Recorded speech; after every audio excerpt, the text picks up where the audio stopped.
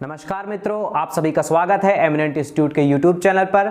और इस video lecture series में हम विभिन्न आयोगों के बारे में चर्चा कर रहे हैं। पिछले लेक्चर में हमने राष्ट्रीय निर्वाचन आयोग के बारे में बात की। आज हम राज्य निर्वाचन आयोग के बारे में बात करेंगे और जो मध्य प्रदेश का हमारा निर्वाचन आयोग है उसके बारे में भी बात करेंगे।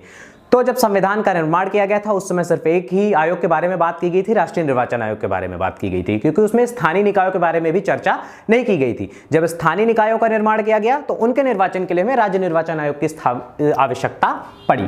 तो सबसे पहले आप ये समझ लीजिए कि जो स्थानीय निकाय होते हैं, नगर पालिकाएं, नगर पंचायत, जिला पंचायत और गांवों की जो पंचायतें होती है, उनके चुनाव कराने के लिए एक बॉडी का निर्माण किया गया जिसे राज्य निर्वाचन आयोग कहा गया है, स्थानीय निकायों के निर्वाचन के लिए। तो स्थानीय निकायों के निर्वाचन के लिए 243 अनुच्छेद, संविधान के अनुच्छेद 243 के में ग्राम पंचायतों के निर्वाचन की चर्चा की गई है। 243 के में ग्राम पंचायतों के निर्वाचन के बारे में बात की गई है, बताया गया है। पंचायत चुनाव के बारे में ये हो गया ग्रामीण निकाय। अब 243 जेड ए में 243 जेड ए में जो नगरीय निकाय हैं, मतलब नगर निगम, नगर पालिका, उनके चुनाव के बारे में बात की गई है। नगरीय निकायों की चर्चा की गई है। तो ये इससे संबंधित जो अनुच्छेद हैं उनको भी आप नोट डाउन कर लीजिए, क्योंकि ये दोनों अनुच्छेद इंपॉर्टेंट है। इनसे क्वेश्चन बन सकता है कि मतलब इनका वर्णन, इनके चुनाव का वर्णन किस में किया गया है। तो ये दो अनुच्छेद हैं कि इनमें जो है तो एक में पंचायत चुनाव का, एक में नगरीय निकाय चुनाव का वर्णन किया गया है। तो इन दोनों चुनावों को कराने के लिए राज्य निर्वाचन आयोग की स्थापना की गई। तो मध्य प्रदेश में राज्य निर्वाचन आयोग की स्थापना 1 फरवरी 1994 को की गई।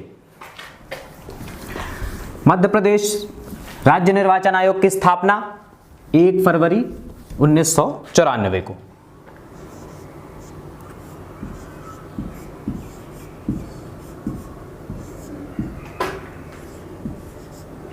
एक फरवरी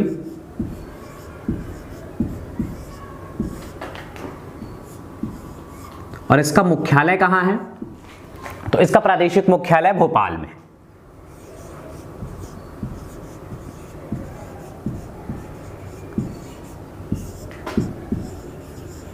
और जैसे मानवाधिकार भवन के बारे में हमने बात की थी, तो जो निर्वाचन आयोग का या फिर राज्य निर्वाचन आयोग का जो कार्यालय है उसे क्या बोलते हैं? तो उसे निर्वाचन सदन बोलते हैं।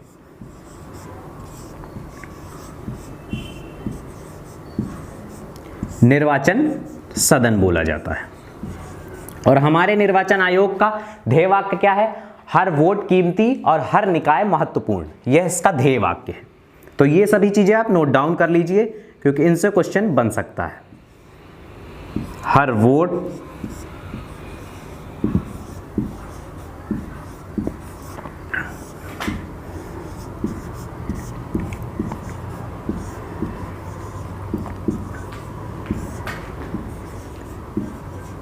हर निकाय महत्वपूर्ण। तो ये इसका ध्येय वाक्य है। तो राज्य निर्वाचन आयोग का सिर्फ सीधा सा कर्तव्य इतना होता है, सिर्फ इतना कार्य होता है कि जो स्थानीय निकायों के निर्वाचन होते हैं उनको कराने का कार्य राज्य निर्वाचन आयोग का दायित्व होता है। और क्या कार्य हैं इसके? तो जो इससे संबंधित राष्ट्रीय आयोग द्वारा जो लोकसभा एवं राज्यसभा या फिर जो विधानसभाओं के चुनाव में जो कार्य राष्ट्रीय निर्वाचन आयोग के द्वारा किया जा रहा था, तो वो स्थानीय निकायों के चुनाव में राज्य निर्वाचन आयोग के द्वारा किया जाएगा। मतलब आचार संहिता के बारे में बताया जाएगा, नामांकन पत्र दाखिल किया जाएगा, अधीक्षण किया जाएगा, नियंत्रण किया जाएगा एवं चुनावों को कराया जाएगा।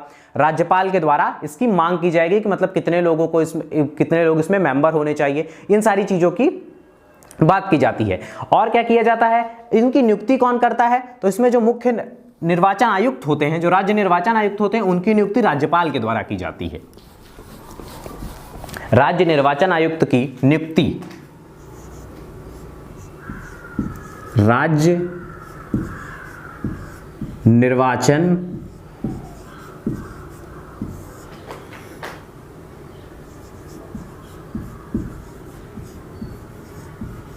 आयुक्त की नियुक्ति राज्यपाल के द्वारा की जाती है।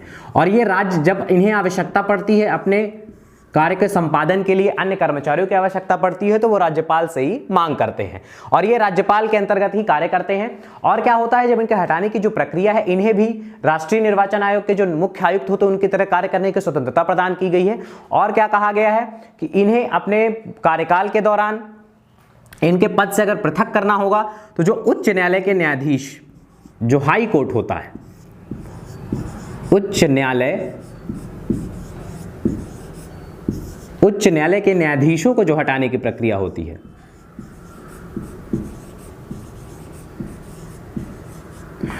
उसी प्रक्रिया को अपनाया जाता है। मतलब उसी के समान महाभियोग की प्रक्रिया चलाकर विधानसभा में इनको हटाया जाता है, अन्यथा इनको इनके पद से नहीं हटाया जा सकता है। इनका जितने वर्ष के लिए, जितने टेन्योर के लिए ये फिक्स किए गए हैं। और एक बात है कि इनके जब इनका टेन्योर जब फिक्स होता है और उस टाइम पीरियड में क्या होगा कि इनके काम करने में अलाभकारी परिवर्तन नहीं किए जाएंगे। जो शर्तें हैं, जो नियम है, मतलब इनके वेतन को कम नहीं किया जा सकता है। और इनका टेन्योर, अगर इनको 6 वर्ष के लिए नियुक्त किया गया है, 4 वर्ष के लिए नियुक्त किया गया है, तो इनको अपने समय सीमा पूर्ण होने से पहले ऐसा नहीं कहा जाएगा कि आप 3 वर्ष में ही कर्म हो जाए। अलाभकारी परिवर्तन, जो लाभकारी परिवर्तन है, मतलब वेतन वृद्धि की जा सकती है, टेन्योर को बढ़ाया जा सकता है, पर अलाभकारी परिवर्तन इसमें नहीं किया जा सकता है। इनकी अलाभकारी परिवर्तन नहीं किया जाएगा। और हटाने की प्रक्रिया उच्च न्यायालय के समान होती है। और राज्य के जो निर्वाचन आयुक्त होते हैं उनको पूरी तरह से सभी जो इनके कर्मचारी होते हैं तो वो सीधे जवाबदेह होते हैं। राज्य को चुनाव से संबंधित मामलों में सीधे राज्य निर्वाचन आयुक्तों को सभी कर्मचारी जो चुनाव में लगे होते हैं वो सीधे इन्हें जवाबदेह होते हैं। तो इस प्रकार हमने ये देखा कि मतलब इनमें ज्यादा कुछ है नहीं, क्योंकि इनके पास क्षेत्राधिकार कम होता है। इनके पास सिर्फ स्थानीय निर्वाचन कराने के अधिकार होते हैं, वहां की चुनावी नामावली बनाते हैं और जो भी अधीक्षण एवं नियंत्रण का कार्य होता है वो इनके द्वारा किया जाता है। अब हम देखते हैं कि मध्य प्रदेश में अभी तक कौन कौन से निर्वाचन आयुक्त हुए हैं। तो मध्य प्रदेश के प्रथम निर्वाचन आयुक्त है NB लोहानी। जब ये आयोग 1994 में बनाया गया, ये आप इनके नाम नोट डाउन कर लीजिए, NB लोहानी।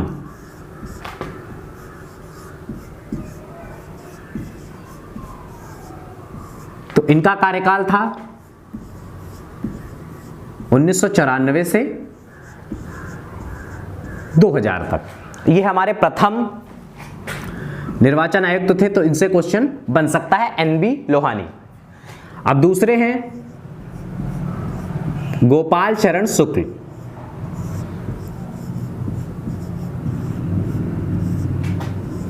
इनका कार्यकाल कितना था? तो इनका कार्यकाल 2000 से 2006 के बीच में था।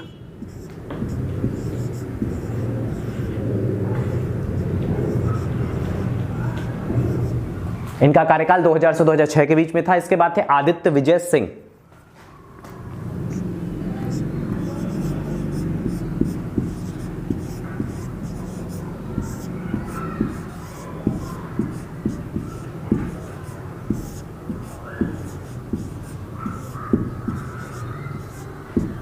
ये नियुक्त किए गए थे 2006 से 2010 के लिए।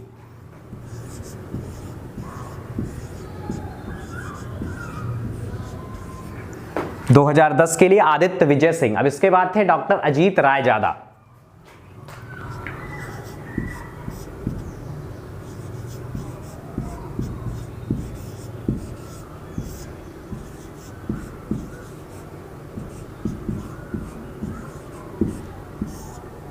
इनका टाइम पीरियड था 2010 से लेके 2013 के लिए ये नियुक्त किए गए थे।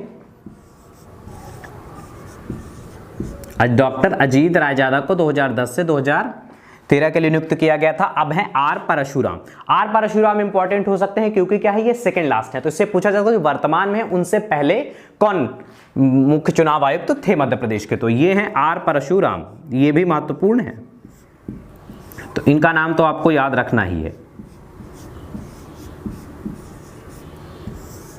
आर परशुराम। ये 2013 से 2016, इनका टाइम पीरियड तो कम था पर कम समय के लिए इनको बनाया गया था।